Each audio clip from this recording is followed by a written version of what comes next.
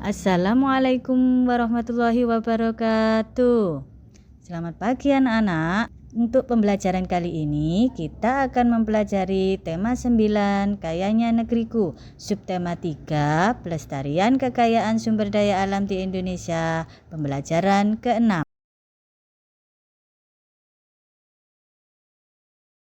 Tujuan pembelajaran kali ini yaitu 1. Setelah mengamati perilaku-perilaku orang-orang yang ada di sekitar melalui tayangan video pembelajaran, kalian akan dapat menganalisis akibat tidak dilaksanakannya hak dan kewajiban dalam kehidupan sehari-hari dengan penuh kepedulian. 2. Setelah mengamati gambar melalui PowerPoint, kalian akan dapat mengidentifikasi contoh perilaku yang merusak lingkungan alam dengan penuh kepedulian. 3. Setelah melakukan wawancara, kalian akan dapat mengidentifikasi bentuk-bentuk usaha pelestarian lingkungan alam dengan penuh kepedulian.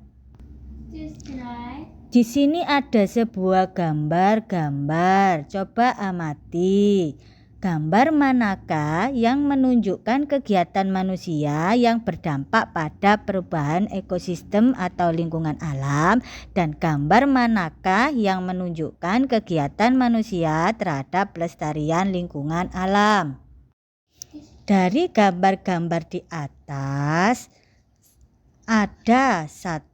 Kegiatan kerja bakti membersihkan lingkungan, 2. Kebakaran hutan, 3. Penebangan hutan secara liar, 4. Banyaknya sampah di sungai, 5. Asap dari cerobong asap pabrik, yang ke-6. Menanam pohon.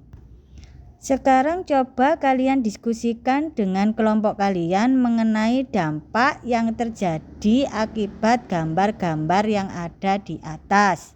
Nah, anak-anak, sekarang coba baca teks bacaan di bawah ini mengenai pelaksanaan hak dan kewajiban dalam melestarikan lingkungan. Setelah kalian membaca teks bacaan di atas, diskusikan dengan kelompok kalian. 1. Sebutkan contoh pelaksanaan hak dan kewajiban secara seimbang. 2. Apa kewajiban kita sebagai warga negara terhadap kelestarian lingkungan hidup. 3. Sebutkan contoh sanksi bagi yang melanggar kewajiban. Anak-anak, ada pun langkah-langkah membuat laporan hasil wawancara, yaitu laporan wawancara pada umumnya berisi bagian pendahuluan, hasil wawancara, dan penutup. Untuk bagian pendahuluan berisi tentang latar belakang, tujuan wawancara, topik, waktu, dan tempat. Untuk bagian hasil wawancara berisi informasi tentang identitas narasumber pewawancara dan transkrip hasil wawancara. Untuk bagian penutup berisi simpulan dan saran. Hal-hal yang perlu diperhatikan dalam menyusun laporan hasil wawancara adalah sebagai berikut. 1. Memperhatikan kaidah penulisan laporan. 2. Tidak mencampuri hasil wawancara dengan pendapat sendiri.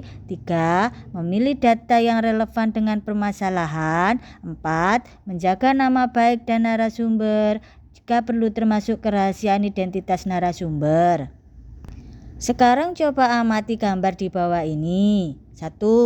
Gambar sungai yang penuh dengan tumpukan sampah. Gambar yang kedua, adanya banyak pohon yang ditebang secara liar. Apakah di lingkungan sekitar kalian juga terjadi kerusakan lingkungan seperti pada gambar di atas? Coba sekarang lakukan wawancara kepada beberapa narasumber dan tulislah laporan hasil wawancara kalian di buku tulis, dan perhatikan langkah-langkahnya dalam membuat laporan hasil wawancara menurut langkah-langkahnya.